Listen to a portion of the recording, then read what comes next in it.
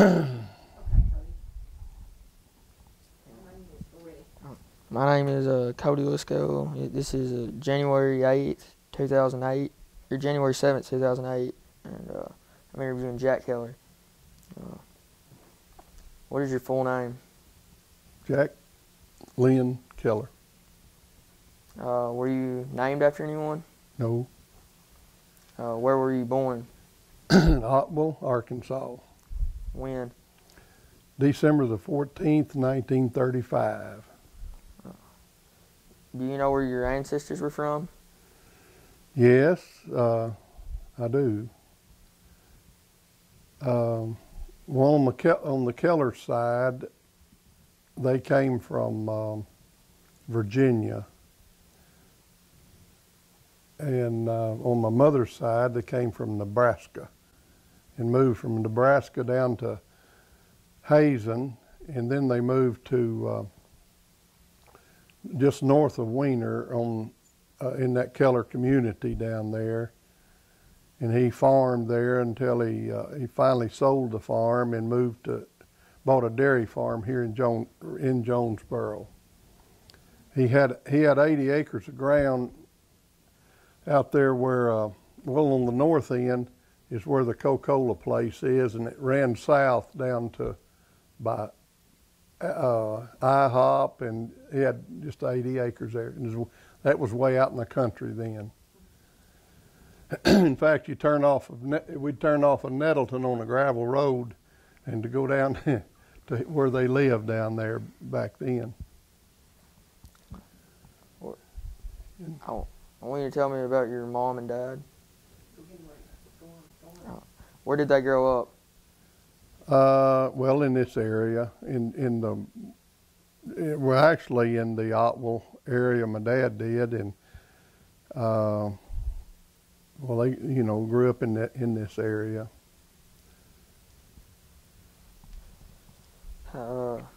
When did they get married? It was 1920. Isn't that right? 1920. How did they earn their living? Farming. What's something you'd like me to know about your mom?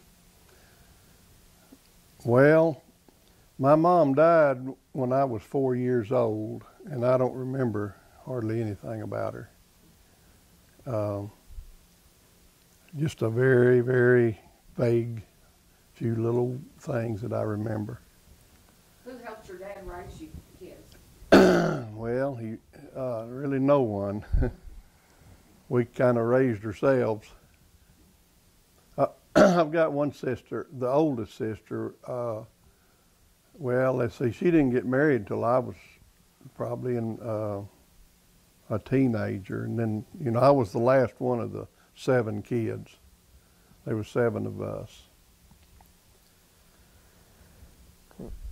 Can you tell me a story about your dad? Well, a story. Well, he was he just farmed down there. He just got a little bit of land and started clearing it. They cleared it by hand then, and he just worked a lot. Do you remember how they cleared that land? How did they do it? Well, they'd cut the trees down with a crosscut saw, and then pile them with a team of horses or mules and burn it. And then there was some old stump saws that they'd saw the stumps off with. And then everything was by hand. I mean, they'd clear maybe 2 acres a year, or an acre a year. It was real slow. And he pretty well cleared all of his place. I think the last little bit he cleared, they had those mechanical tree saws and a bulldozer, and that's when it started really kind of speeding up then. Where was the home place at? Well, it was just about 4 miles east of Highway 49 down that it was called the WPA Road, is what we always called it. And it's just still there right now. That's where we live, where we farm, and live there some. What's something important you learned from your dad? Pardon? What's something important you learned from your dad? Something important that I like to do? No, that you learned from your dad. Oh, well, how to work and how to take care of myself, and just try to treat everybody like I want to be treated. Think back when you were a boy and see if you can remember something that stands out in your mind that's a story about your dad that the grandkids have never heard before. Something he did or something you remember when you were a boy that happened. You can take your time and think. Kind of a story. So take your time and think. Well, my goodness, I can't think of a story. It'd be like something that happened that stood out in your mind when you were a boy. Something that you remember that happened with him. Could be something that happened with him and you, or just happened around, or just something that you remember that when you look back on him, that's something that you remember that happened with him. I just remember he used to cut timber, you know, and I used to ride on his log wagon. But I don't, just as far as just a story, I can't get anything in my mind right. Okay, that's okay. Can I remind him of something? You talked about when they lived at Otwell when his mother died, and the year after that they moved. They already had the house out on the farm, but he said his dad used to carry him on his shoulders. All right, tell about that. Well, When you were 4. when I was 4, let's see, all the other kids was going to school there at Otwell. We lived just across the road from that old schoolhouse. You probably don't remember that, but they were all in school, and we'd go out to the farm and stay 2 or 3 days, you know. And I remember one time it was a big snow on the ground, and he carried me on his shoulders. And we stayed 2 or 3 days at a time. Were the snows deeper then than they are now? Oh yeah, we had big snows, a lot more than we do now. But that's really just about the only thing stands out in my mind. Tell me what you know about your grandparents on your mom's side. Well, we called him Dad Wilkins. His name was Dave Wilkins, and they lived out there in our community, for a long time. And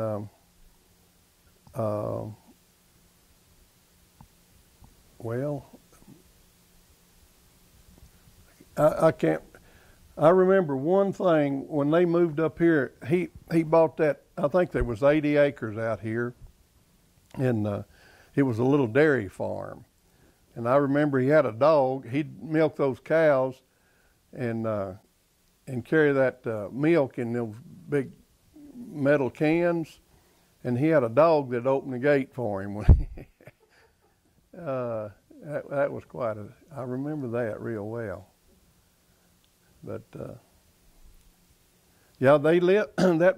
There was a red brick house out there was on Caraway Road now. I bet you Patricia remembers it. It was there just up to 10 years or 15 years ago. Well, that was their home. Is that right? Yeah. I did not know that. Yeah, he probably sold all that ground for $10 an acre out there. And no telling what it'd be worth now. But that was some place. And that's where your mother. Yeah, that's where my mother died, and that's where they had her. Do you know what she had? What she had? Well, she had a stroke, and she was just 38, I think it was. she had a stroke and then got pneumonia. Is really what it was the worst thing. Of course, back then, you know, they didn't have much antibiotics and stuff like they do now. What about on your dad's side? Well, my grandpa, well, my grandpa Keller, I guess he was one of the first settlers down in that area, and he went down there and well, I remember him telling me about he just kind of cleared out a spot, and he'd camp down there and work on his house, and he was telling about the wolves, a lot of wolves, and they'd come up to the fire where he was camping, and anyhow, that's where they moved, and moved from in the Valley View area is where he moved from. But his grandpa, his great grandpa came from, his name was Uriah Keller, and he came from North Carolina here, and they settled over there at in that area around what they call Keller's Chapel, and anyhow, that's where they kind of got started, and then.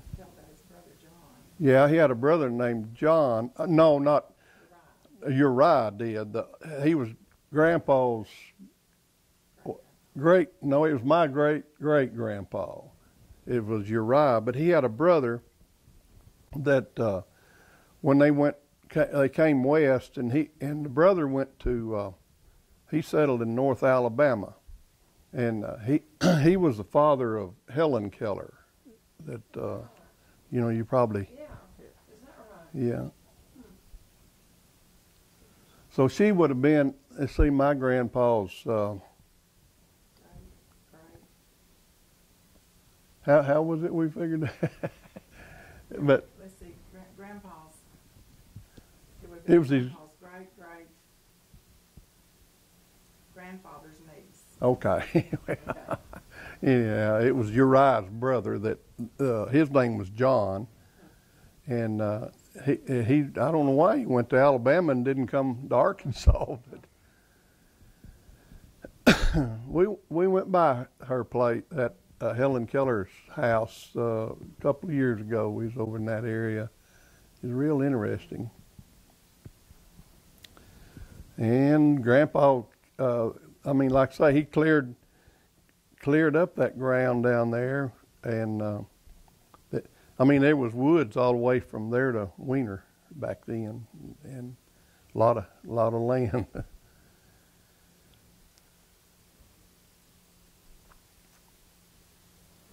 Oh, what was his house like? Pardon? What was his house like? What was his house like?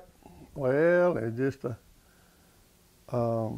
just a frame house, and it was about like most of the houses in that area. I mean, in that era, just a regular common house. Had a screen porch all the way across the front of it. Most of them did. It was 2 stories.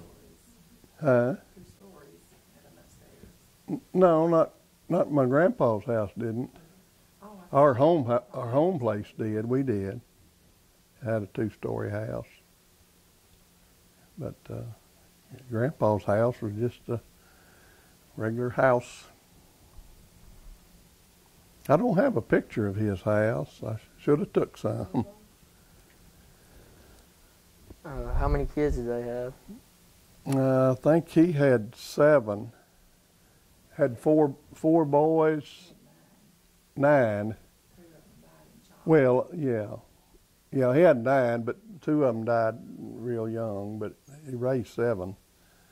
4 boys and 3 girls.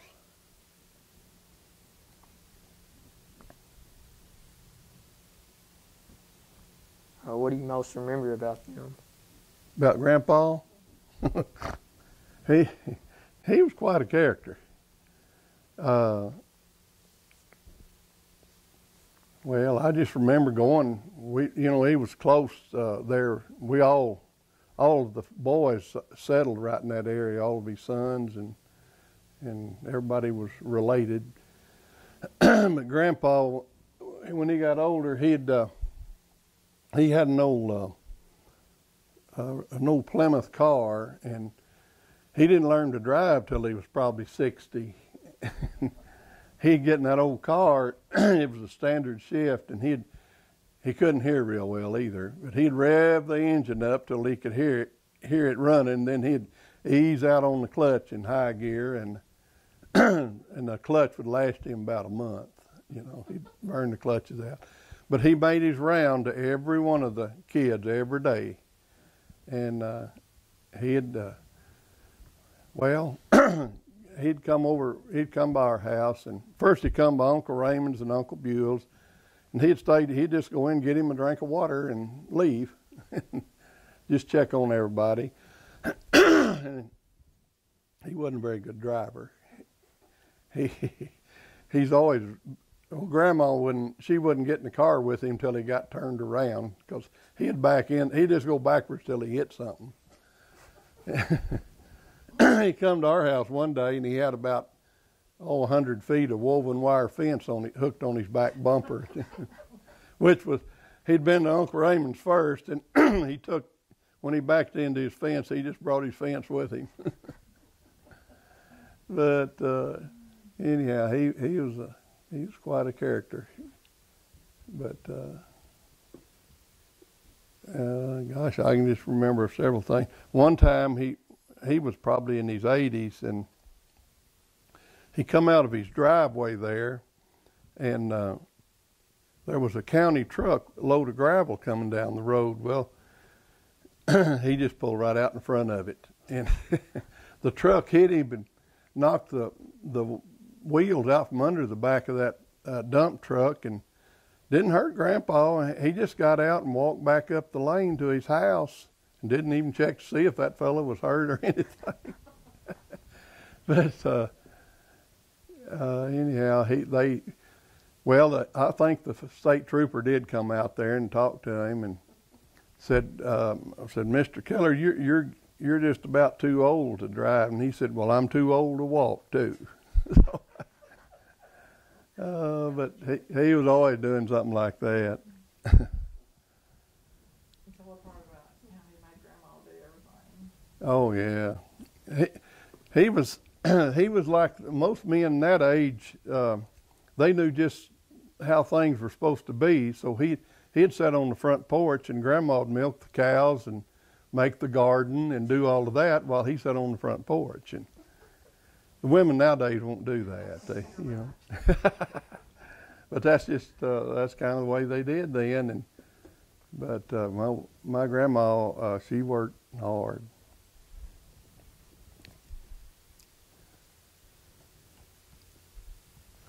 Can you tell me a story about any of your grandparents? And the others, all these others. Oh, and the others? Well, I never was around my grandfather Wilkins as much as I was Grandpa Keller. But he was sort of that way. One of my sisters, can't remember, I believe it was Carol, came home one day and came to Jonesboro. She was in Memphis. And he was going to bring her down to the, down where we live, down towards Wiener. Well, anyhow, she said they was coming down the highway, and he was on the wrong side of the road. And they were meeting cars coming around him, and I think it kind of scared her a little bit. And she told him that he's supposed to be on the right-hand side of the road. But there was some pretty wild drivers back in those days. They was used to driving horses and buggies and stuff. But and another thing I heard, Grandma Wilkins told us one time about after he retired and they moved to Jonesboro. Some guy come by selling barn paint, and it was real cheap, so he just bought a whole barrel of it. And red paint, and he didn't even have a barn. I remember that story about him. But And the war he fought in. yeah, he was in the Spanish-American War in the Philippines, I think it was. And we got some pictures of him while he was in the service.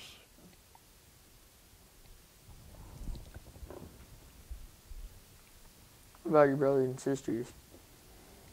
Well, I had 5 sisters and 1 brother, Troy. Now, Troy farmed out there, you know, close to, well, next to us, or with us. And he was in World War II in the service. And my sisters, of course, they all got married and kind of moved away, you know, when I was just pretty young. And that's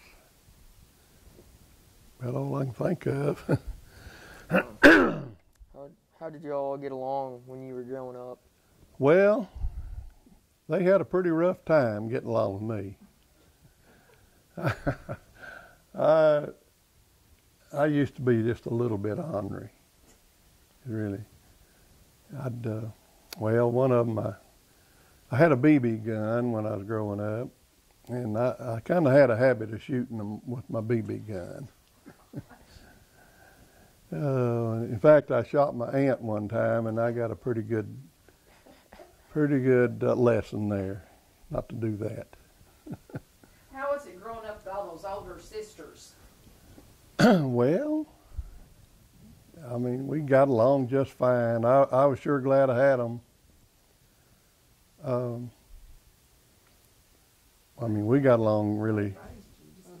Yeah. Basically raised you. But we just got along fine. Susan said to tell the story about when you got under the house, when you had the measles. Oh, I don't know if they want to hear that one. Well, anyhow, I think we all got the measles at one time, and Daddy got Ruth Brown. She wasn't married at that time, and she came to sit with us. But somehow I got out of the house, and you know, while we was all cooped up in the house with measles, well, I got out and crawled under the house, and they couldn't get me to come out. So my cousin Wayne Keller come along and trying to get me out, and I told him if he'd give me a cigar, I'd get out. So he did. He gave me a cigar, and I got out from under the house and smoked my cigar. How old were you? I think I was about 5 or 6. Oh yeah, we did about everything then. Oh goodness.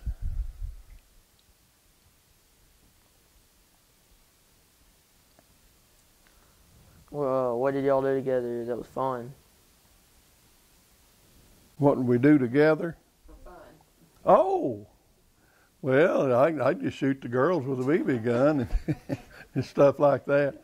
Oh, we just kind of played, and I mean, kids then, you know, we didn't ever go anywhere. We'd roll old car tires and stuff around the yard and just stuff like that. Go swimming in the rice pools. And, well, we had some, my uncle lived real close to us, and he had 4 kids, and we just all played together, you know, just whatever. Just kids' games.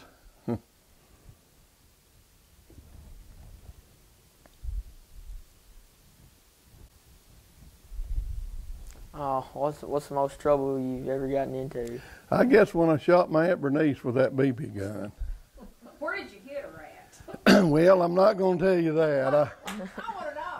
she got I was just standing in the yard minding my own business, and she come to visit, and she went up on the back porch, and she just turned around and said, I dare you to shoot me. And so, that was just too much. I just had to pop her one right on the back side there.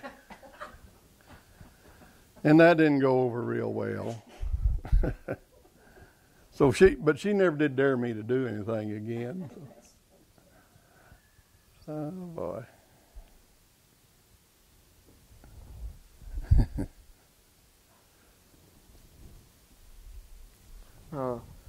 Were there cousins or friends you played with? Oh yeah, back then there was a lot of people lived out in the country. A lot more than there is now. And, there was several families within a half a mile, of where we lived. And I had a lot of neighbor kids and relatives. And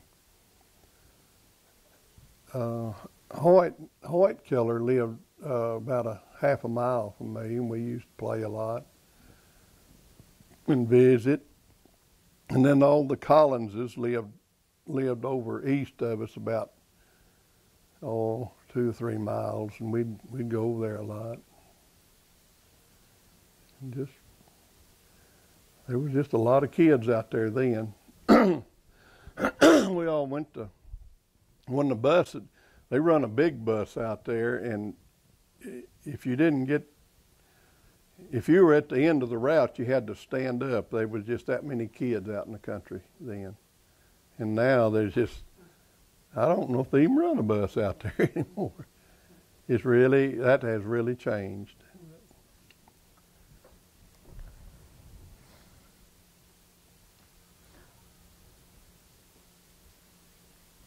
Tell me about other people in your family, or like a really close family friend. A close family friend? Well, I don't. All of them were close. Everybody was real close. I guess Hoyt was probably the nearest to my age, and that we grew up together.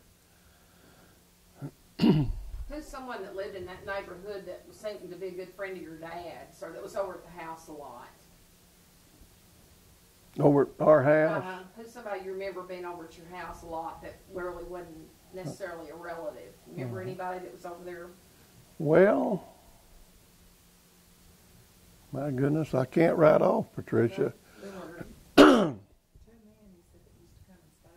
well, that was her relative. Well, Uncle Ammy was Grandpa's brother, and people would come to see, and they'd stay a week or two, and Uncle Ammy used to come down there a lot and stay with, he'd just come stay a while. And he was a little older than Grandpa, and what I remember about him, they said he used to work at a cotton gin up here somewhere, and they said they could put a 500-pound bale of cotton on his back and he could walk off with it. He was strong. And I just remember that about him. He'd sit around and tell some pretty good tales. I guess they were all true. I don't know. I thought they were. And there was an old fella lived with us for a year or so when my dad was building a wood granary down there. His name was Warren Nesbitt, and he was a carpenter. But I remember he made 10 cents an hour in room and board. It'd be kind of hard to find one now to work with that.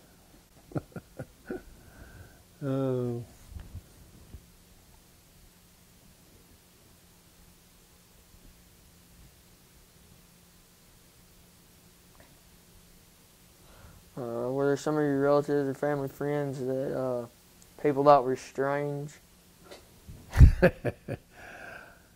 Well, no, I can't. I can't think of any that was strange. No, I don't guess I can think of anyone like that. Other than the boy that had the BB gun. Oh yeah, well he was. I don't know if you'd call that strange or what, but oh goodness. Okay, I'm sorry.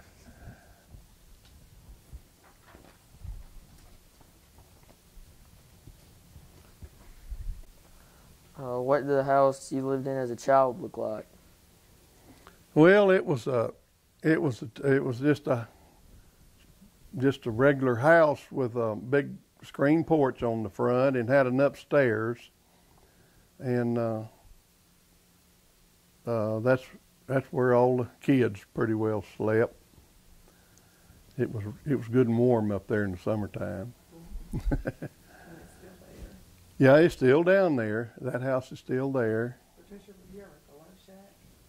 Yeah, okay, that's where it is, okay. Yeah, Except it was up where our house is. and Okay. you know, at that time we didn't have any electricity out there till it was in the 40s.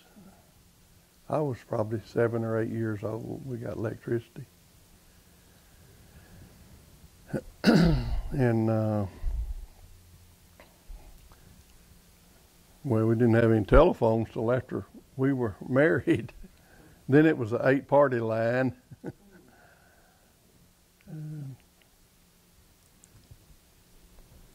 Did you live there a long time, or did you move around? No, we lived there all the time. Yeah, well, we built another house in 1963 and moved that house on down in the field, and it's still standing today. And yeah, I lived right there in that area. Yeah, after my dad died, well, I was farming.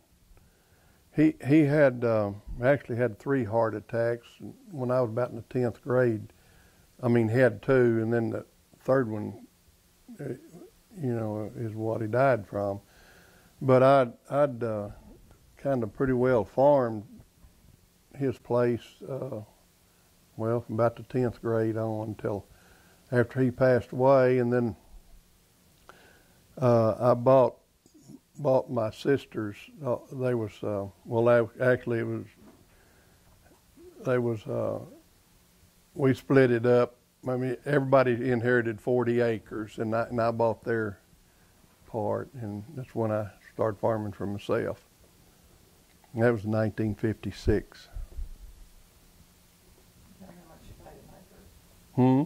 Tell me how much you paid an acre for it. It was $100 an acre. It took me, seemed like 100 years to pay for that, but now that'd be a bargain.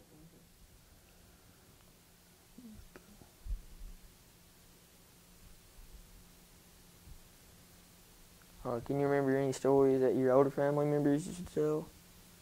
That what? That your older family members used to tell?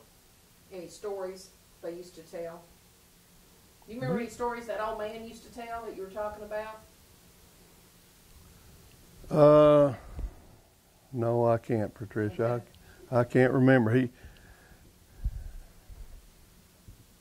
No, I don't remember any stories in particular. He just kind of tell a few tales, I think. No, I don't remember a lot of that. Can you tell me about the first funeral you remember attending? About what? The first funeral? Well, I guess first funeral I ever went to was my mother's. It wasn't, let's see, I wasn't but 5, 4, and I just barely can remember that. They didn't, I know she wasn't she was at my grandpa's house. They didn't, I don't know, people didn't go to funeral homes then or what, but that's where she was at. Girl talked about, she had the stroke and she stayed up here. Yeah. And someone in Otwell had a telephone and they called when she died. Yeah, after she had that stroke, they moved her up here to my grandpa's, Wilkins's house, and, you know, she'd be close to a doctor. And when she died, I can't remember who they called down that area, but they come out there and told us. We didn't have very good communications back then.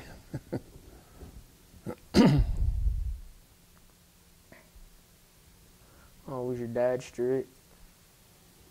Well, yeah, pretty strict. I mean, just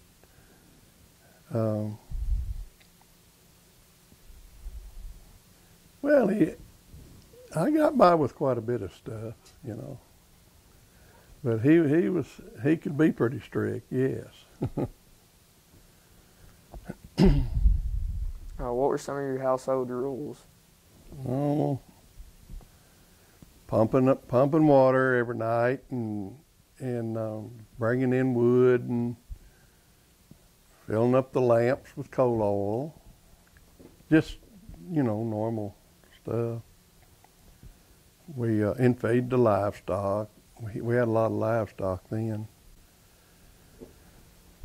And well, just whatever, you know, like feed the livestock, pump water for them. We had hand pumps to pump the water, had one.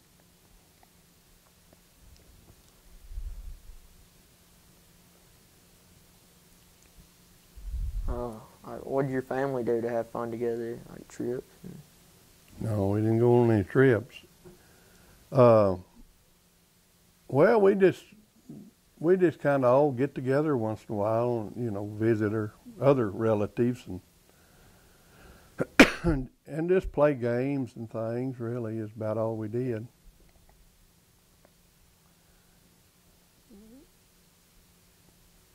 That's about all I can remember. Did you ever have any pets?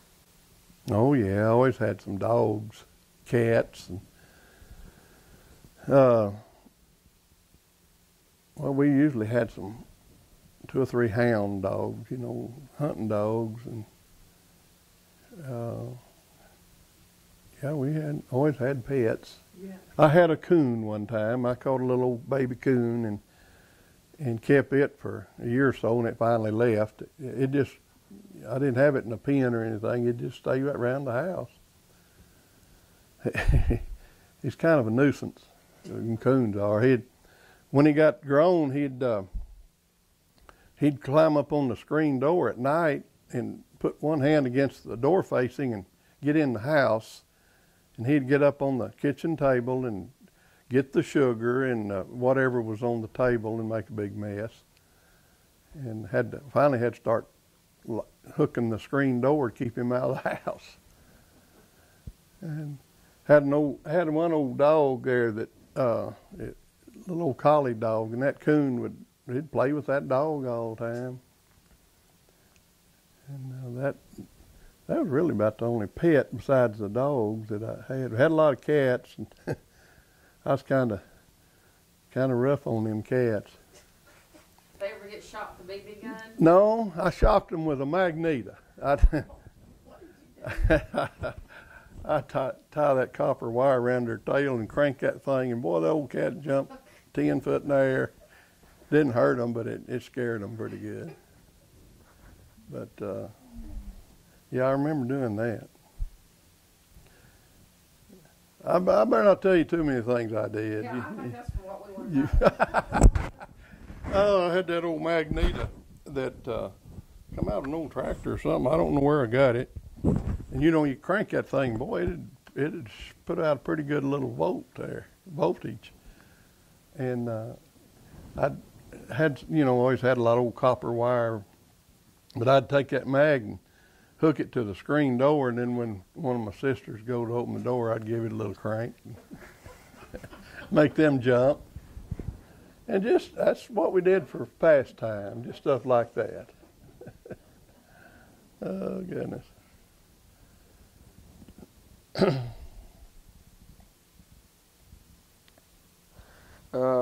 What medicines and remedies do you remember as a child? Oh, me. Well, we used to have to take that Grove's chill tonic, which is terrible tasting, had little grits in it or something. We'd have to take that, and we'd take cocoa quinine, and old cream of tartar tablets you had to chew up, and a little castor oil once in a while, and just stuff like that. What was the cream of tartar tablets for? Well, kids had boils back then. I don't know if you ever heard, know what that, just sores. I don't know if it's caused from being so nasty, I guess. But, you know, you'd have those boils, and they thought it was bad blood or something. You'd take that cream of tartar. And, I don't really know what those were. What was the chill tonic for? Well, everybody thought they was going to have quinine. I mean, what did it get? Malarial. Okay. Malaria. And that was a preventative thing for that. You know, we had a lot of mosquitoes, and they'd get in the house. We just had them all the time. And that was quinine was supposed to be a good treatment for that. They just people just took what they thought might help them. There used to be an old guy lived down in the field, named Steve Wilson, and he was just kind of a hermit, but he wanted to get as far back in the woods as he could. And he'd eat those old pokeberries in the spring. They're supposed to be deadly poison, but he'd eat them. I mean, he'd just pick them off there and eat them. He said they were good for your blood. But he was quite a old character. But anyhow, really that was about all the stuff we took, and we never were sick. I guess it worked, yeah.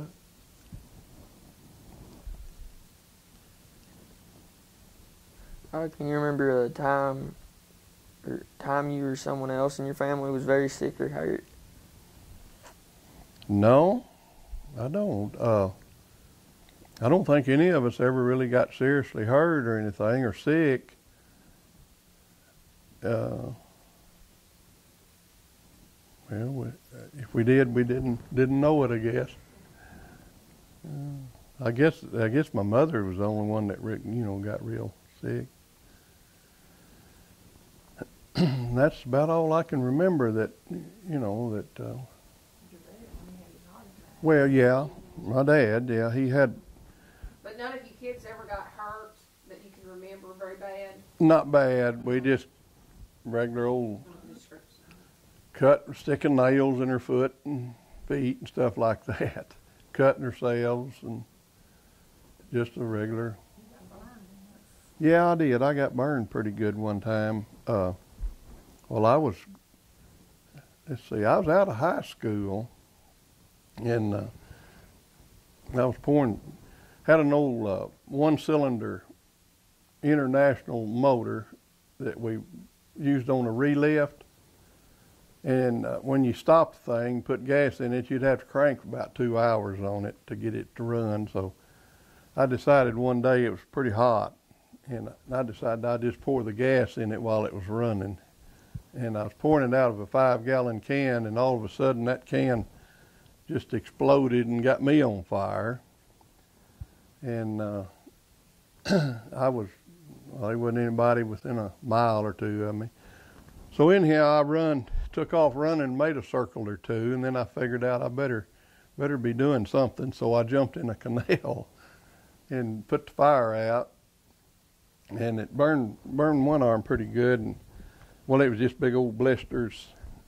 And they took me over to Dr. Joe Verser at Harrisburg. And he just took him a good pair of scissors and just went up through there busting them things. And he wrapped it all, put some kind of old greasy stuff on it and bandaged it up. And I was all right then. Took a while to get over it, but it wasn't anything too bad.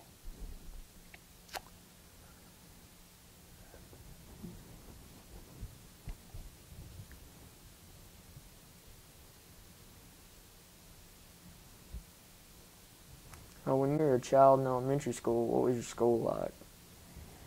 Well, it was just one big building. It was had an upstairs, it was a 2-story building, red brick building. And there was let me think, when I was in grade school, I think all the grade school was downstairs and the high school was upstairs. And, we rode the bus to school. Everybody took a sack lunch. We didn't have a cafeteria. And, well, that was about it. I remember my first grade teacher was Miss Inez Wofford. And she was a real good teacher. And, well, that was about all I can remember about the school. They built the cafeteria later on. I think I might have been in high school when they built that. I can't remember for sure. And had the old gymnasium out there, too. That and the agriculture building and the high school building was about all the buildings they had there then. Best I can remember. But I started school there in the 1st grade and then went through the 12th.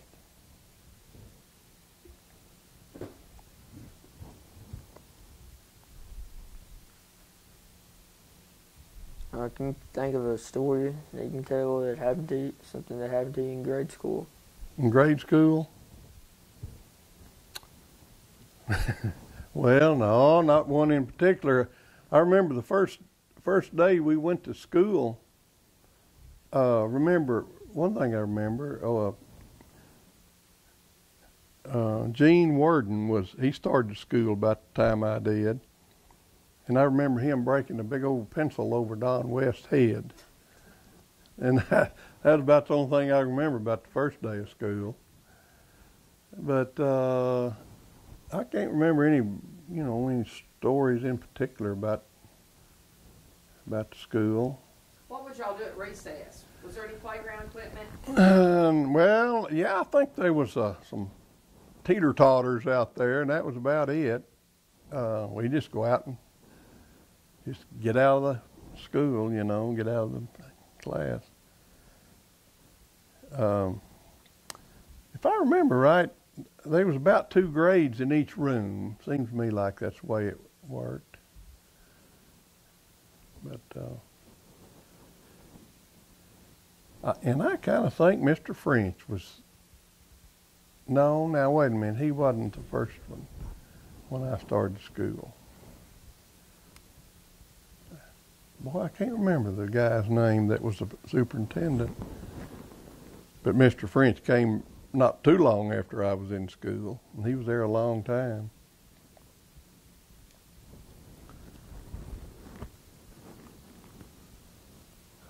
What did you do in the summers when you didn't have any school? Well, just kind of worked. Worked on the farm mostly. Sometimes, we'd maybe go over to Grundon's and go swimming. There was a Grundon swimming pool was over there, and we'd go there and go swimming once in a while. Go ahead and tell about Grundon's. There's a question about that, but go ahead and tell about that now. Well, it was just a big old pool over there. They had a little thing built kind of out over the water, a dance floor and a little place where they fried hamburgers and stuff like that, and had a big screened-in house out in the water. You'd have to go under the water to get in it and get out of the mosquitoes. A lot of mosquitoes in. And it was a big old pool. Had a diving board, and you know, that's where everybody went to go swimming. Have you seen your picture? Did you know your picture is in the lobby of the school and you're at Grundon's? No, I didn't know that. Oh my goodness. It's about this big. Really? Well, I'd like to see that. It's you and the Collins girls and Red Williams. Oh yeah, yeah. We used to go over there a lot. You know, anytime we could. We'd sometimes all 2 or 3 of us. The Billy Ray, all the Collins kids over there. Of course, there's 2 groups of Collinses, but junior Collins kids, Billy Ray and Jimmy and Betty Ann and Bonnie and Gary. They was, but Billy and I used to run around together. We went to school, started school together, and we'd ride bicycles over to Grundon when we could. How far a ride was that? Oh, it's about probably about 4 or 5 miles. Highway 49 was graveled. You know, we just go out that WPA road and get on the gravel road and go right on up there. Oh yeah. Skinny Pickle was the one frying the hamburgers. He could really make them good, but I think they were 25 cents and the Cokes were a nickel. And they were good hamburgers. Well, I sure enjoyed that place. Then on the 4th of July, it'd get pretty rough around there. They'd always having 2 or 3 fights, you know. That was pretty good entertainment if you wanted to watch them.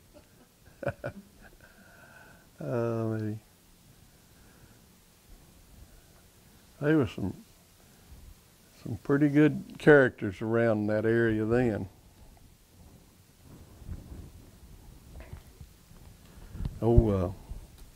Gumpy Gallagher, he used to come up there, and he's pretty tough. All right, tell me about him. I've heard that name before. I don't know who it is. Well, I don't really know what his real name was, but everybody called him Gumpy, and he was kind of a real heavy-set guy, and he's always in a fight somewhere doing something. And he'd come up there, and they'd usually have a pretty good scrap every time he was there. He was, I think he worked for Art Barnhoff some, and I know they was telling about him. One time them old D John Deeres, they had to crank them with a flywheel, and yeah, I guess it's been raining or a rainy spell, but they had a 5-gallon bucket over the exhaust pipe. And they said, old Gump, when that thing hit a lick, it shot that 5-gallon can up and come down, and by the time he looked up and caught him right between the eyes, it was a metal 5-gallon bucket. And anyhow, he just kind of shook his head and went on. He's pretty tough.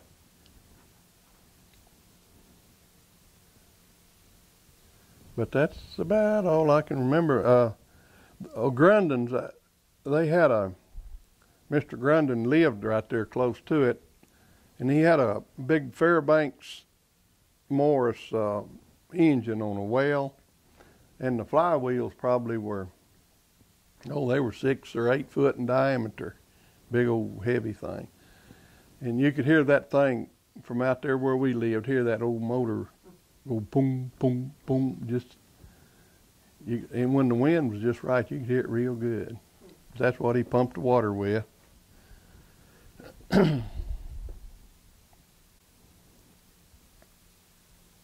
What kind of toys do you remember playing with when you were a child? Toys? Oh, well, like I say, old wore-out tires and stuff like that. We didn't really have a lot of toys. My dad made me he built me a little log wagon one time. He'd saw off, well, about a 12-inch log. He'd saw just thin, round pieces out of, made the wheels out of it, and just a little old wagon. And we had a bicycle amongst us. We'd kind of share a bicycle. And that's about all I can. I mean, you know, we get a few toys, but not. They didn't have toys like they do now. No electronic toys, for sure. I don't remember any of my sisters having any dolls. I'm sure they probably did. They were older than I was, so they were past that stage. You had a BB gun. Yeah, I had a BB gun. That was my main toy. And a slingshot. Didn't you have a slingshot? Oh yeah, we used to make her slingshots, but I never did shoot anybody with them. I couldn't hit them with it. Very. Oh, man. Did you have a special spot or hiding place as a child? Well, yeah, we used to have a driveway. It was pretty long, and it had persimmon trees on both sides of it. And we used to kind of climb up in them. And I know one time I kind of snitched a sack of Bull Durham tobacco from my dad. And Don West and I got up there, and we just about smoked all of that, and we got so dizzy we couldn't hardly hang on them up there in those persimmon trees. And I remember doing that maybe a couple of times, and that was a pretty good place to hide. Tell me about the oldest person you can remember knowing when you were a child. The oldest person? Well, of course, I didn't know how old everybody was, but I guess my Uncle Ammy was, he was a little older than Grandpa, and he was probably about the oldest person I knew when I was just real little. Grandpa, he lived to be, I think, he was 93 when he died, 92 or 93. So he was pretty old. Grandpa, he chewed tobacco and smoked homemade tobacco and eat fat meat and finally got him at 92 or 3 years old. He'd ordered that old leaf tobacco from somewhere in Kentucky. And he'd let it get real dry, and he'd crumble it up and put it in a pipe and smoke it. And he'd chew it too. But it smelled pretty. In fact, I think I smoked a little bit of it, and it was pretty stout. we used to. All of us boys, we'd go down in the woods or somewhere, and we'd always want to smoke something. Good thing they didn't have marijuana then, or we would have sure tried some of it. But we'd smoke grapevines and stuff like that, you know. I know Don one time, he lit up, we'd cut them grapevines like cigars, you know. And old Don took a big puff or two, and boy, the ants come out of that thing. Filled his mouth full of ants, and he spit around there for a while. But that's kind of what we did, just stuff like that, you know. We didn't have TVs to watch then. No, we didn't have no TV. Had a radio, worked off of big batteries. I remember that thing. What kind of shows did y'all listen to? Superman. He'd come on every afternoon after school. And Amos and Andy, they used to come on at night some. And we'd listen. We didn't run it all that much because the batteries had them big old batteries, but we'd all listen to it at night some. Listen to the news. But I remember hearing Amos and Andy on there. They was on there for years. And I don't know if they had soap operas then or not. I guess they probably did. I don't think Oprah was on there, and Dr. Phil. Me.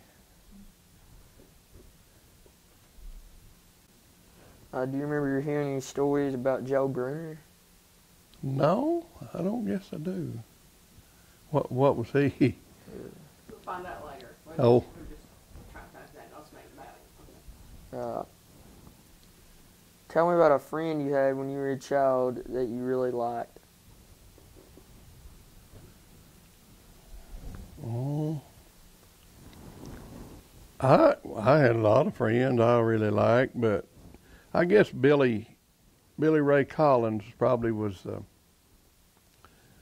one of my better friends. That besides my family's, we used to have some pretty good times. He had an old A model convertible that we used to, when we got to be teenagers, we'd go to Wiener in it sometimes, and that was a pretty big journey for it.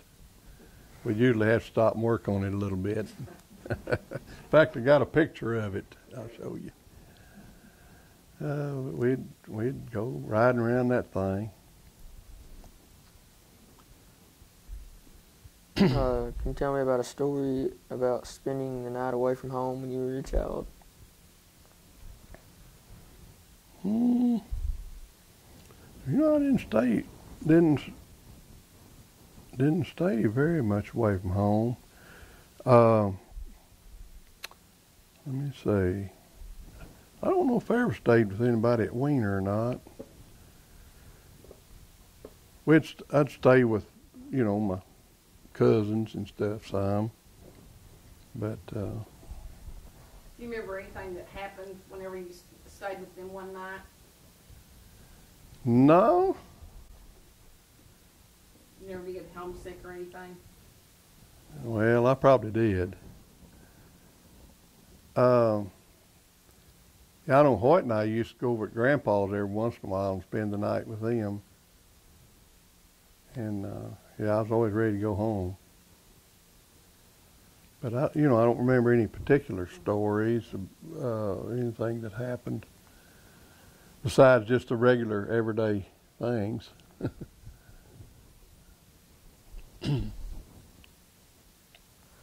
How did your family celebrate Thanksgiving? Well, I guess we just kind of get together and have a big dinner, kind of like we do now. Did you have turkey then when you were young, or was it something else? No, we didn't. Unless someone that raised some, we didn't. Well, I tell you, we eat mostly pork.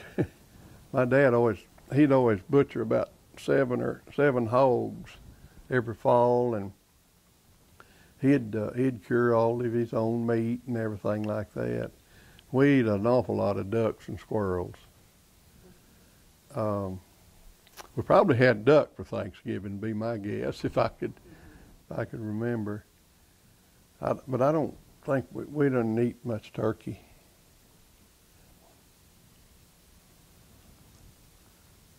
What do you remember doing on Halloween? Oh, goodness. Well, I remember one Halloween when I was in high school that we turned over, I guess, about every toilet in Wiener. That was pretty ornery, but we did a lot of that and just stuff like that. We didn't do anything real bad, except, have soap windows and things, just the regular boy stuff. What was Christmas like at your home when you were a child? Well, we usually had a Christmas tree. everybody'd get some kind of little gift, you know. We'd hang our stockings and get some, we'd get a little candy sometimes and nuts and stuff like that we didn't have, you know, all the time. And that's about it. They used to have a little Christmas program out at the church at Otwell, and every kid would get some sort of little gift, you know, out there. But that was just pretty well like they do now, I guess, except we didn't have as many presents as they get now. They usually had a Christmas program too out there. They'd have a Christmas program and then have a big Christmas tree and give everybody a little gift.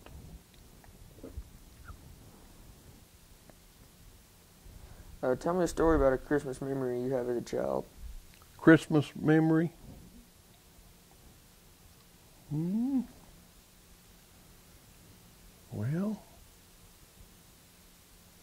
I don't have any particular one that I can think of. It's just, you know, like I told you, it's that's about what we usually did every Christmas. That's the same thing. You know, we was always all at home. We'd come home, or everybody would be there at Christmas. And that's about all I can remember about that.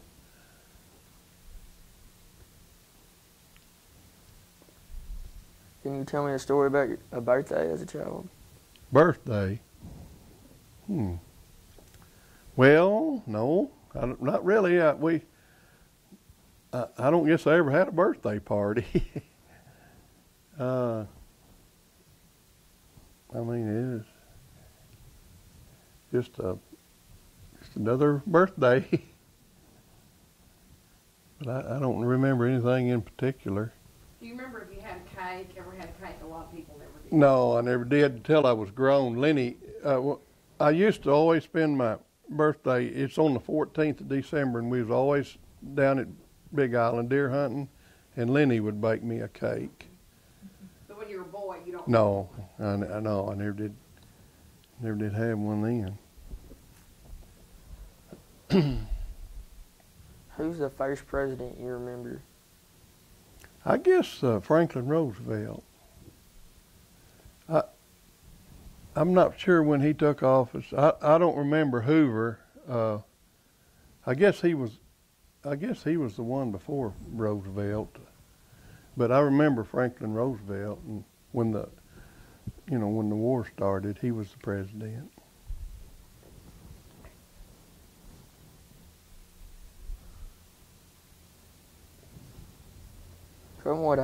Tell me about what high school was like for you. Well, we had a pretty good high school. I wasn't one of the best students in the world, but I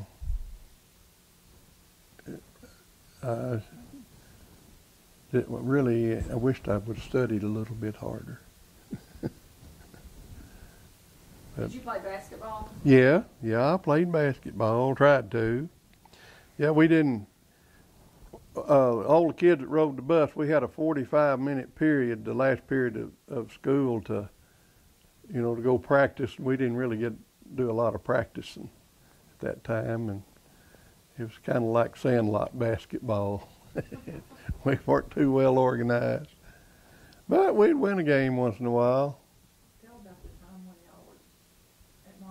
Oh yeah, we had a game over there at Tyronza, I think it was, and they didn't take a bus usually then, but anyhow, Kenneth Keller had an old Hudson car, and he'd take 4 or 5 over there, 4 or 5 of the boys, and anyhow, we were coming home one night from there, and we decided we'd stop at Mark Tree and get us something to eat.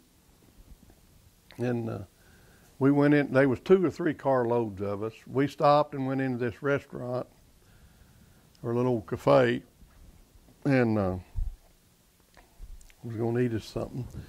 But anyhow, there was we were all the kids were in some booths there, and there were some tables right beside us, and there was a man and a woman sitting at that table. I mean, I didn't pay much attention to it, and directly another guy walked in and sat down with them. They sat there a while, and I'm Cody Lisco, and I'm interviewing Jack Keller. It's January 7th, 2008. Tell me about a teacher you really liked. well, I had several teachers I really liked. Miss Wofford was my first grade teacher. I really liked her, and then Miss Velma Ruger was about my fourth or fifth grade teacher, and I really liked her. And I liked Mr. Smith. He was my history teacher when I was in high school. I really liked him. Well, I liked most of them. He was kind of a sponsor, wasn't he? Yeah, he kind of sponsored our senior class. Yeah, he did. We took a trip to Rockaway Beach, and Mr. Smith went with us. In fact, I think maybe our class was about one of the first ones that went up there. That's where it's at Branson, and that was a pretty big trip then, go up there. How many days did y'all stay? 4 or 5 days, or maybe, maybe pretty well all week, counting the time we went and came back. It was close to that, I think. In fact, I think the kids went up there for several years after that. They were still going up there when I was a senior. Were they? We went up for a week too. Uh-huh. They would never do that now. I don't know if that place has changed. We go to Branson every once in a while, and I'm sure those little cabins are not there, but I guess that lake, was that lake there then? That Beaver Lake? Yeah. Yeah, that was a pretty nice little place, and because we met a lot of kids from other schools, and pretty good little trip. I don't guess they even go on senior trips anymore. Well, they're just missing out.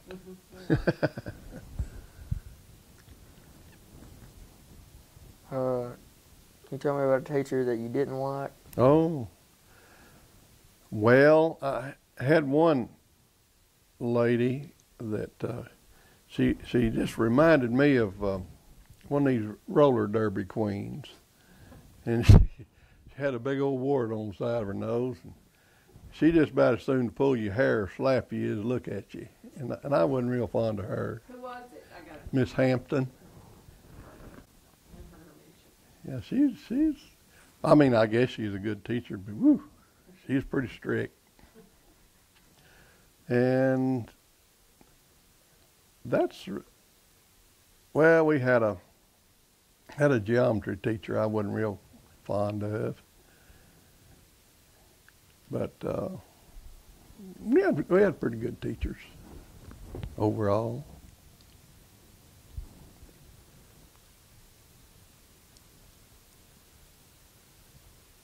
I want to ask you about your social life when you were a teenager.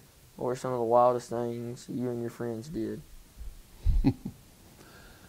Well, we weren't that wild. We'd just go down to Wiener and kind of hang out. There was I can't remember who run that cafe there at that time. We'd hang out there and go to the movie. They had a movie show there. It was Victory Theater. Go ahead and tell about that theater. There's a question about that later. What it looked like, everything. Well, it was a pretty decent theater. I mean, had fairly good seats in there. They kind of had a little rodent problem every once in a while. There'd be a little rat run across there and shine your shoes. But I think Ritz Espy was the one running it. I believe when I was in high school, I remember Ritz and John Hogue, he'd pop the popcorn. They had some, it was pretty decent. For the time, it's a pretty good show.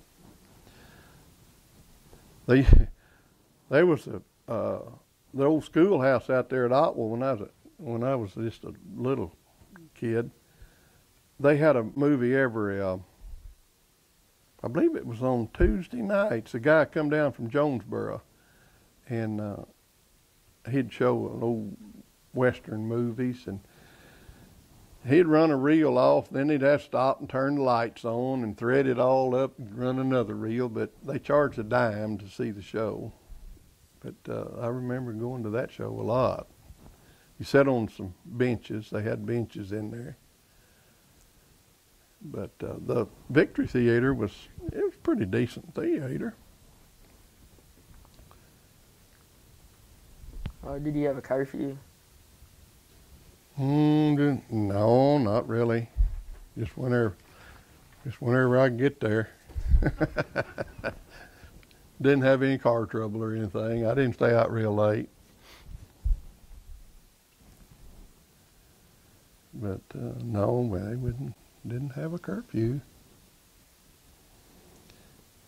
Y'all used to buy John Hope's gas. Oh yeah, once in a while, John Hogue we'd offer to pay for his gas, and he had a car, and he'd take us to Jonesboro once in a while to a movie, and if we'd buy his gas for him,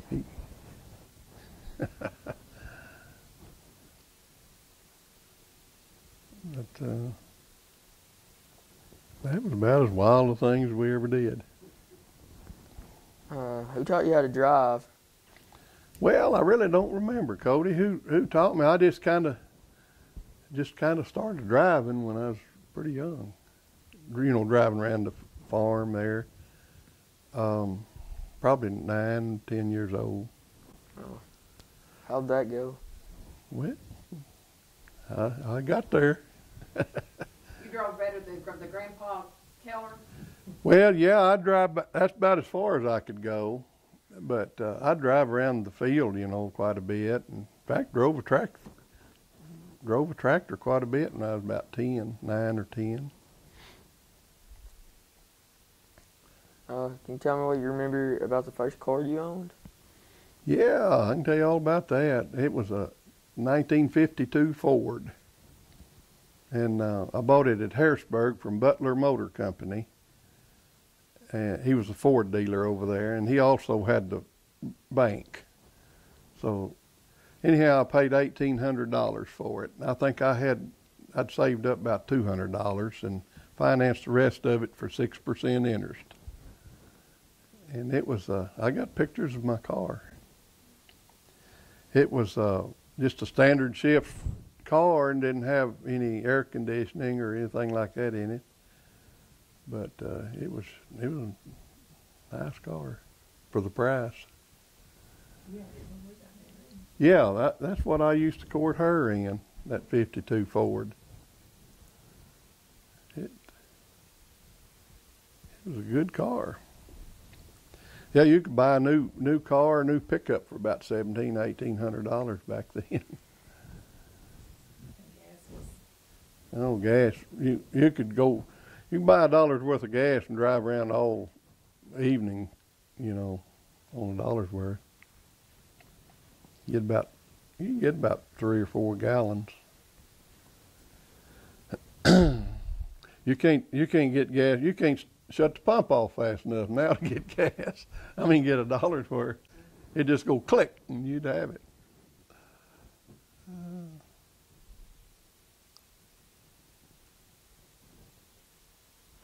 Tell me about someone you admired or looked up to when you were young. Well, I guess my dad and my brothers. Looked up to them.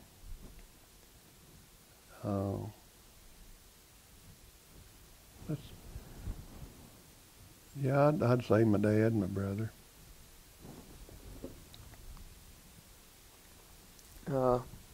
What's your most vivid memory about World War II? Well, I remember hearing on the radio when the Roosevelt made a talk and said that we declared war on Japan. After the Pearl Harbor attack. And I remember when my brother went to the service, and I had a cousin, my Aunt Lucy's son got killed, and I remember that real well. He was about 18 or 19 years old. His name was D.N. Covington.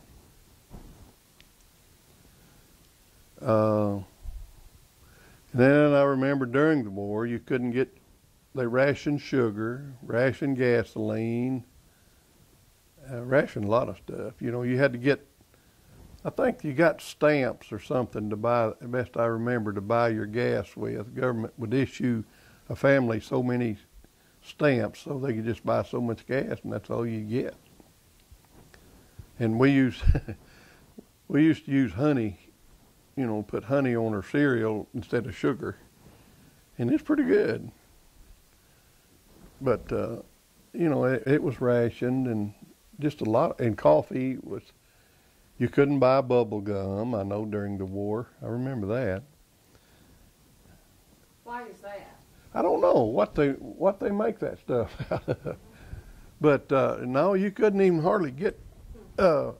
We used to go up there at Sophie's and see if she ever got any bubble gum in when I was in school, and they was for a long time there. Once in a while they'd get just a little bit, but it was real scarce. I don't know if they were send it all over to the troops or what it was.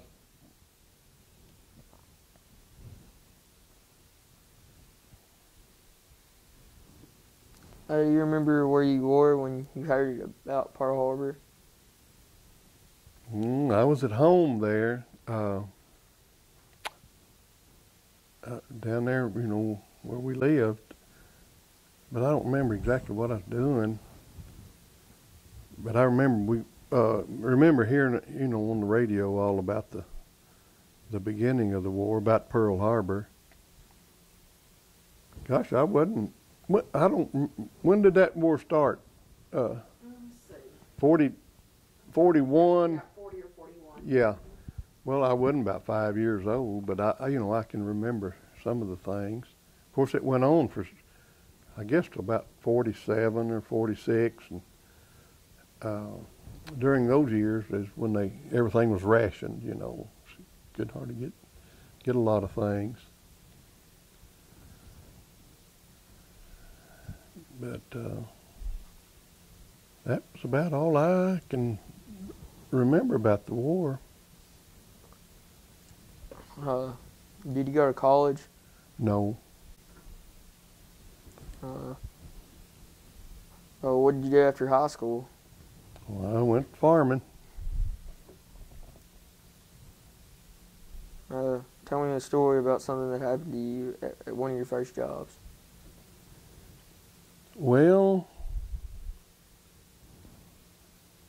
gosh, I just started farming when I was big enough, and really didn't have another job, just.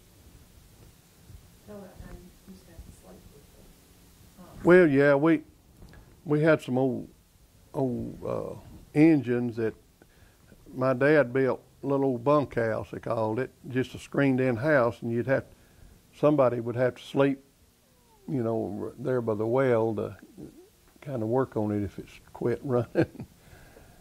And that was about. Of course, I couldn't wake up if the thing quit. They wouldn't trust me to listen to that very much. How'd you meet your wife? Well, I had a cousin that worked at Southwestern Bell up here as a telephone operator, and that's where she worked. And she kind of got us together.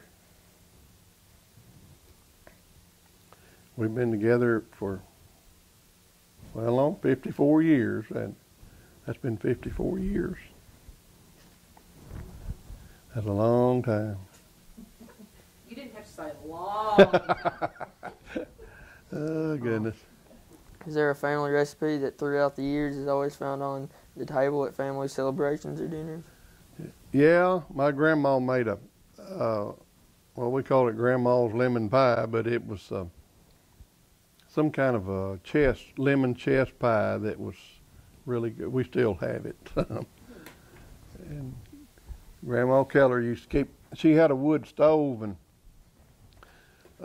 it had a warming thing up on the stove, you know, and she'd always kept them pies in there, and every time I ever went over, I'd head for the stove, the kitchen, get me some of that pie. It was really good.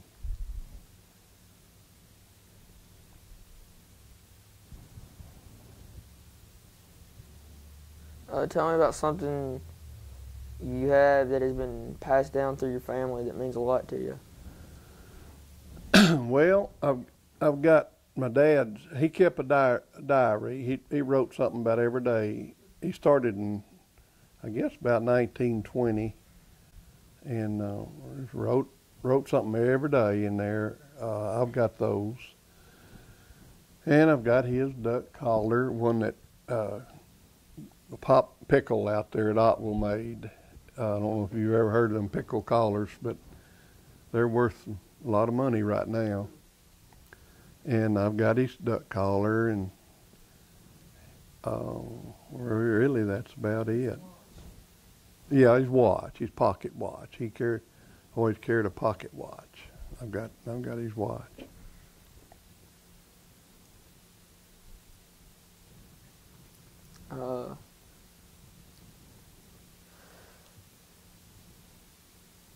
Tell what you remember about the businesses that were in Wiener when you were young. Well, I remember Malcolm Hogue had the Esso bulk plant there, and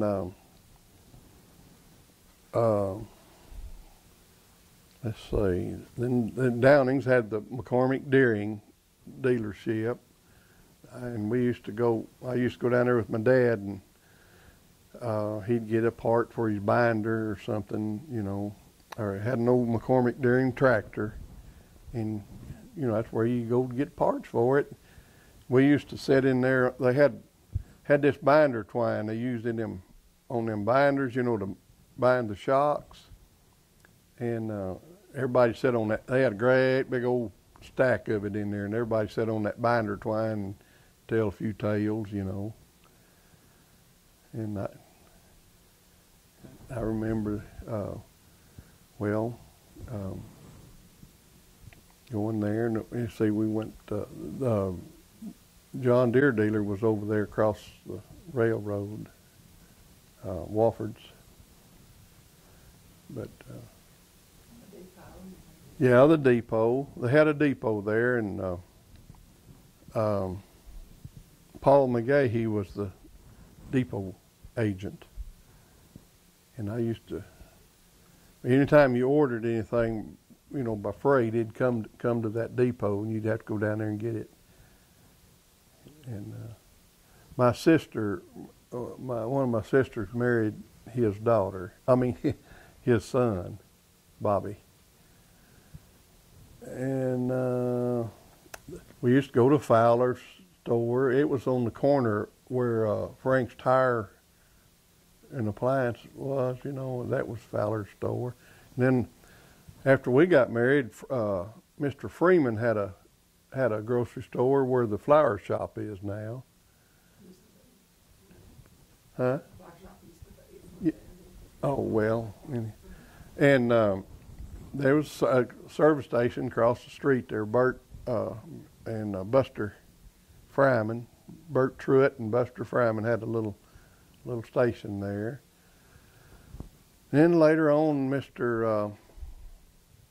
McKnight and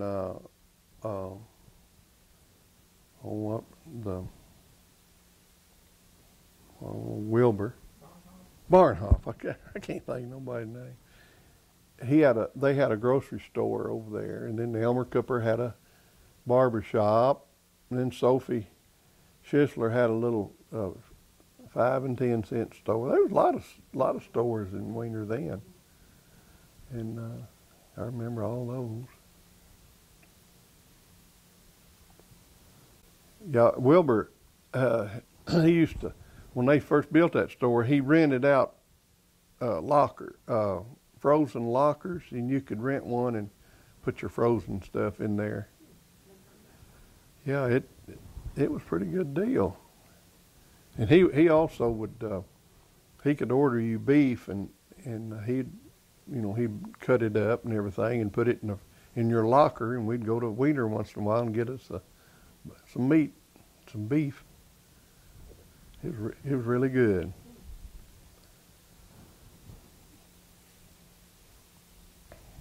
Of course, Riceland Foods had, let's see, they had part of their storage that they've got now. Of course, they've added on to it, after that. But the original part was there, and Robert's Rice Mill was, they was in business. And that's about it, I guess, that I can think of right off. Well, yeah, the Bank of Wiener was there. Yeah. Mr. Hogue, he was living, when I can remember him. He was Ernest's dad, Ernest and Marcus and Malcolm and all them.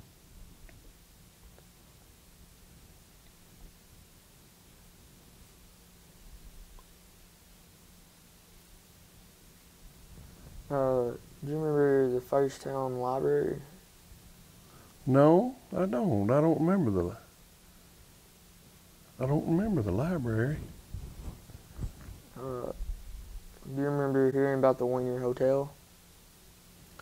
Well, yeah, I kind of heard about it. I'm not sure.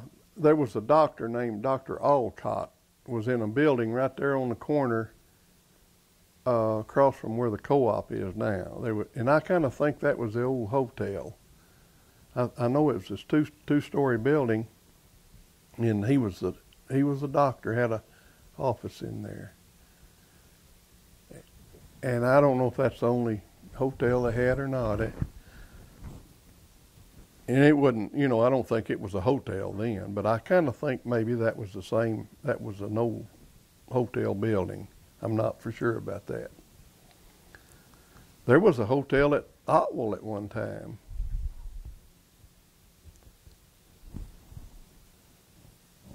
Tell me what you remember about the fear of nuclear war and fallout shelters. Well, that came after World War II. A lot of people, they were encouraging people to, be aware of what a nuclear attack would do, and some of them built fallout shelters, and it was kind of a big thing there for a while, and it just sort of played out. In fact, some of the federal buildings, they were equipped to handle that. Had fallout shelters in their basements and things. But that's really about all I remember about that.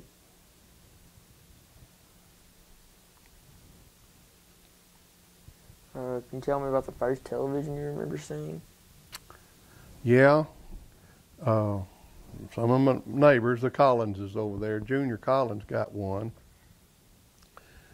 And I guess that must have been in about the late 40s.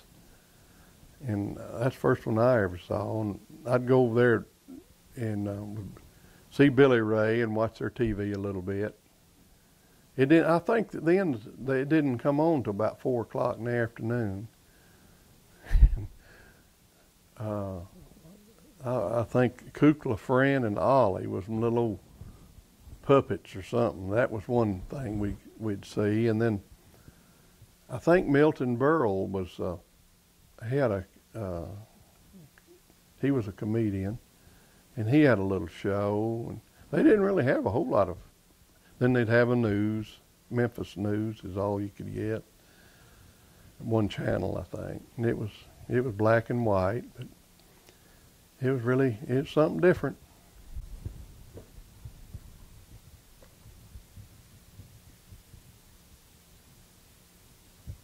Of the inventions or discoveries that have been made in your lifetime, which has been your favorite?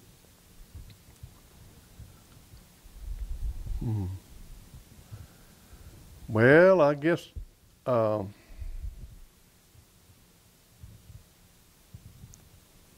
favorite invention. Well, I guess some of this farm equipment is really changed, especially the harvest equipment. That was a major improvement. You know, it used to take about 10 men to make a threshing crew, and they could thrash about a tenth what 2 men can now with the combine that we have now. And that was one of them. And then of course the tractors has improved so much. But I would say that's some of the major improvements that I remember, I noticed. There's been so many, though, I can think of. I mean, like telephones and computers and all this electronic stuff is, you know, it's all came along, I know, in my lifetime.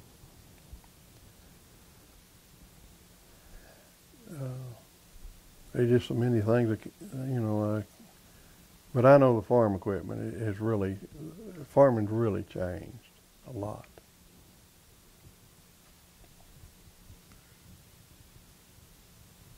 Is there an invention or discovery that is used today that you do not like? Well, I don't much like computers because I don't know how to work them. They kind of intimidate me. Not really.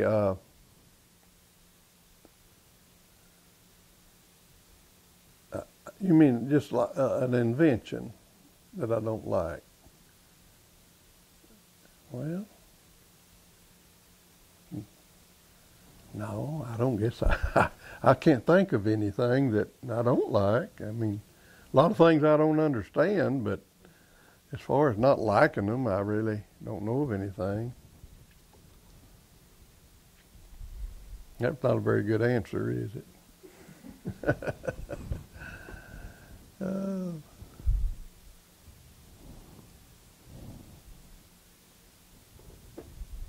Other than World War II, tell me about what has been the biggest world event in your lifetime. Biggest world event.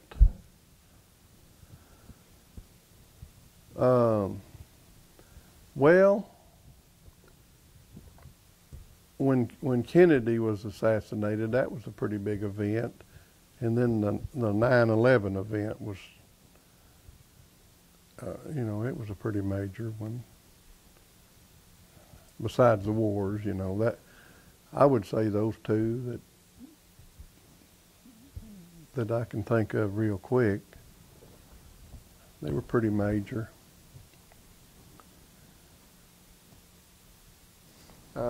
Now I'd like to ask you about farming. In your life, what has been what is the greatest change in farming? I believe the combines. I believe that's, well, in the technology. You know, when I started farming, we didn't even fertilize our rice, or we didn't have chemicals, and that's really changed. Didn't have any, you know, like Roundup resistant varieties of stuff, and it's just altogether different than it is now. Been some major changes, and then of course, like I said a while ago, the equipment has really changed a lot. What is the greatest change in working ground? Working ground, well, biggest change is the bigger equipment, you know, and it's so much easier and faster. basically we work it, pretty well in the same manner we did then, except it just took forever then, and it was a lot harder. But and then there's a lot, like I say, a lot more technology in farming now than there was then, and better equipment, and just that's mostly in the chemicals. Of course, that's mostly the difference, I'd say. What is the greatest change in planting a crop? In planting it, well, I guess it's no-till technology, and then these resistant varieties of stuff is of course that's not in the planting, but the equipment and the technology of no-till has changed it a lot. That's basically be it that I can think of.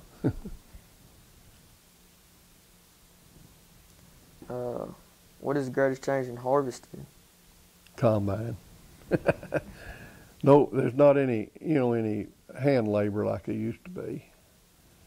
Like I said, it used to take about 10 men to run a thrashing crew. About 4 hauling it in and 2 hauling it out, and it's just altogether different than it is now. What's the greatest change in tractors? And tractors? Well, they have cabs on them now, most of them do, and a lot more horsepower, and a lot faster and more comfortable, and a lot higher in cost. And that's mostly it on the equipment. How did you control weeds before many of the chemicals were available? And cultivating, like in soybeans, we'd have to cultivate our beans. And rice, it was, you'd try to pick a period where you're not going to get much rain. You'd plant your rice and then wait 7 days, and when that grass, it would just barely be coming through the ground at that time if everything worked right. Then you'd take just a wood tumbling harrow and go and pull over it, and it would tear those little grass roots up, and then the rice, hopefully by that time it'd be spiking through the ground. And as soon as it put a leaf on it, you'd try to flood it so no more grass would come, and it was really a hit and miss deal. And I have plowed up good stands of rice because the grass was so bad. If it come a real big hard rain where you couldn't kill that little grass out with a harrow, you had to, all you can do is plant it over and try again. And that has really changed. The chemicals part of it.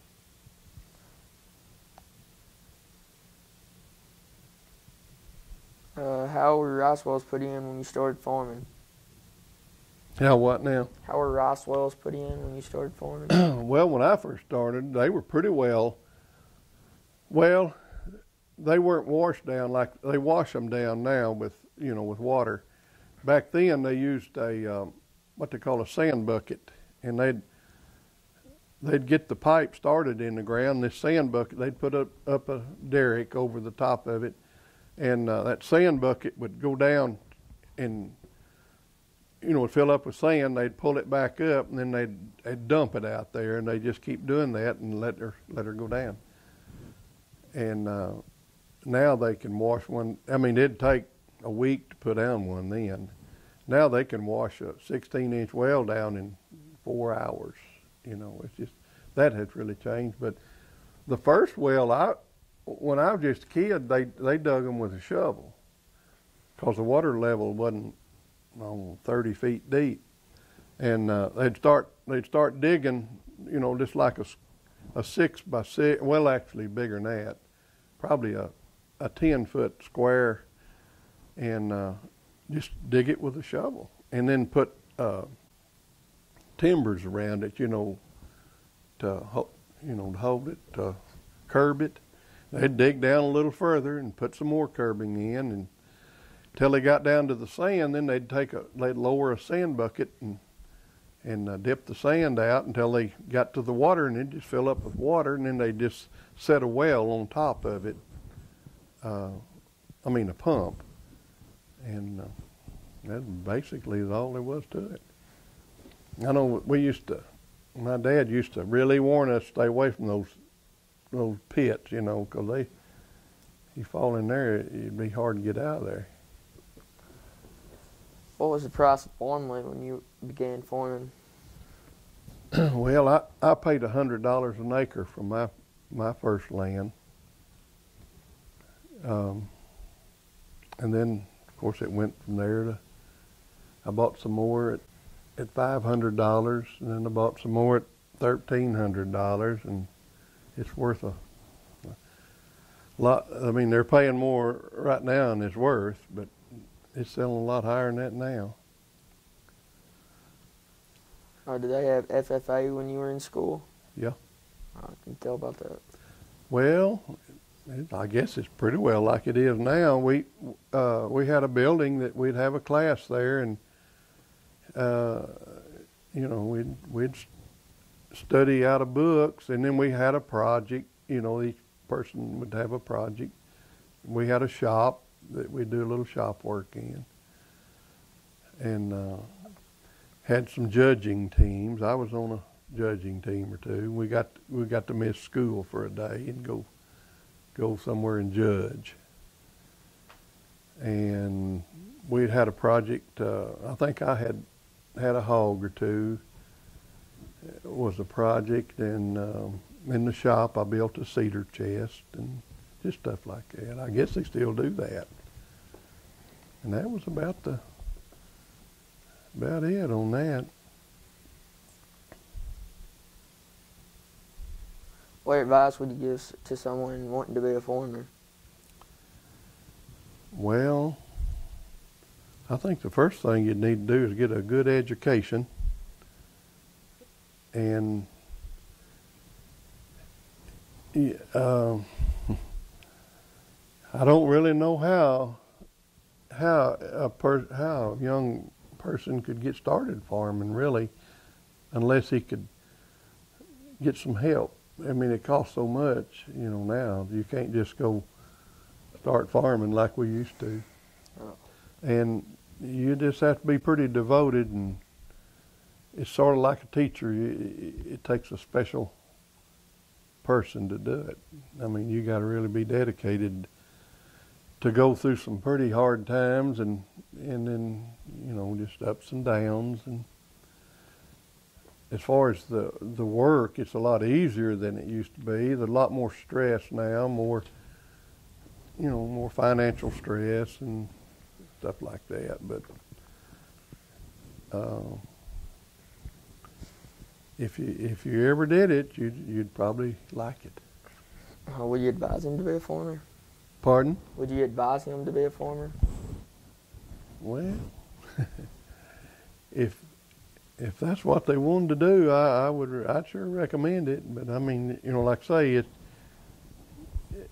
you have to have some dedication to do it, and determination.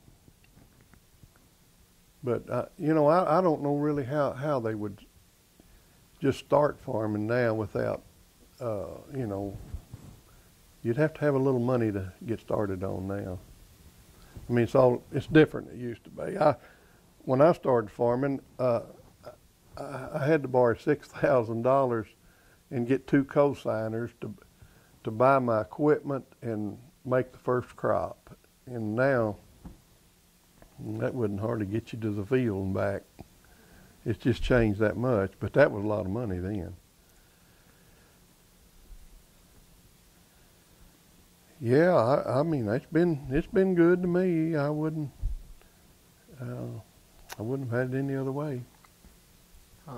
Although most people don't like to pat themselves on the back, what is something you've done or accomplished in life that you're proud of? Well, I guess I'm just proud of everything that I've done and everything that I've got, my family, and a lot of knowledge, a lot of things I've learned.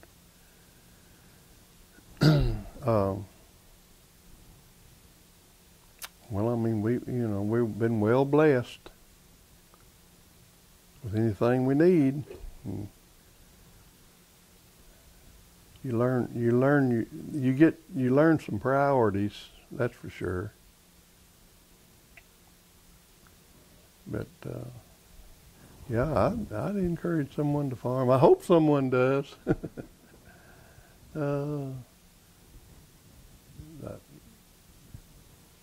But it's a good life. Tell me about the biggest lesson that life has taught you. Biggest lesson.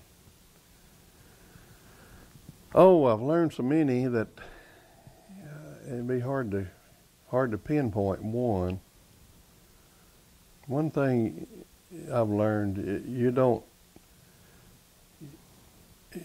try to judge other people, because it can come back and bite you. You just try to be honest with everybody and treat everybody like you'd want to be treated. And you need to learn to